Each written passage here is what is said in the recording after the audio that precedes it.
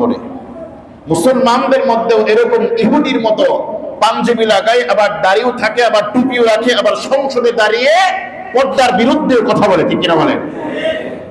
মনিরুল হক চৌধুরী পা গিয়েছে কোথায়? আজিমপুরের কবরস্থানে। বিশাল দাড়ি, কুর্তা লাগিয়েছে, জুব্বা, আবার টুপিও আছে। এই যদি হয় মুসলমানের এই অবস্থা, আবার সেখানে দাঁড়িয়ে দাঁড়িয়ে যারা হিজাব পরা অবস্থায় মা বোনেরা পিছনে বসে আছে তাদেরকে উদ্দেশ্য করে বলে যে তাদের হিজাব খুলতে হবে। নাউজুবিল্লাহ পড়েন। রবীন্দ্রনাথও কিন্তু দাড়ি ছিল, সে কি মুসলমান? আবু জাহেলেরও কিন্তু দাড়ি ছিল। আমি বলবো তার টুপি আর জুব্বা এটা ইহুদিদের মতো পোশাক, ইহুদিদেরও জুব্বা থাকে আবার টুপিও থাকে, তাই বলে সে কি মুসলমান? জুব্বার নাম কি মুসলমান? দাড়ির নাম কি মুসলমান? টুপির নাম কি মুসলমান? আল্লাহ রাব্বুল আলামিনের অকাট্য বিধানের বিরুদ্ধে যে ব্যক্তি কোনো সন্দেহ পোষণ করে তার ঈমানটা অটোমেটিকলি চলে যায়। শুধু ঈমান যায় না, তার স্ত্রী পর্যন্ত তালাক হয়ে যায়। এজন্য স্পষ্ট ফতোয়া মুফতি সাহেবরা দিবেন।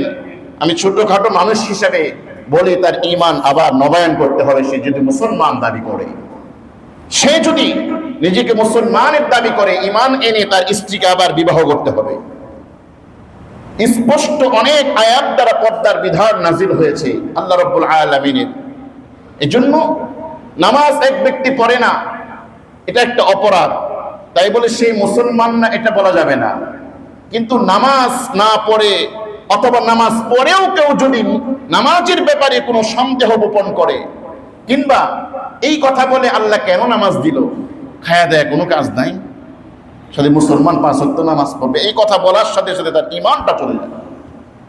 যেই সমস্ত অকাট্য বিধান কোরআন এবং হাদিসের মাধ্যমে প্রমাণিত, সেই সমস্ত বিধানের ব্যাপারে কোনো ব্যক্তি যদি সামান্য যাররা পরিমাণ সন্দেহ পোষণ করে, তার ঈমান আর আবু জাহেলের ঈমানের মধ্যে কোনো পার্থক্য নাই। এই জন্য আমাদেরকে সদা সর্বদাই সতর্ক থাকা, জবানের মধ্যে লাগাম সদা সর্বদাই লাগিয়ে রাখা, ইসলামের বিধান সম্পর্কে কোনো রকম সন্দেহ যেন না থাকে।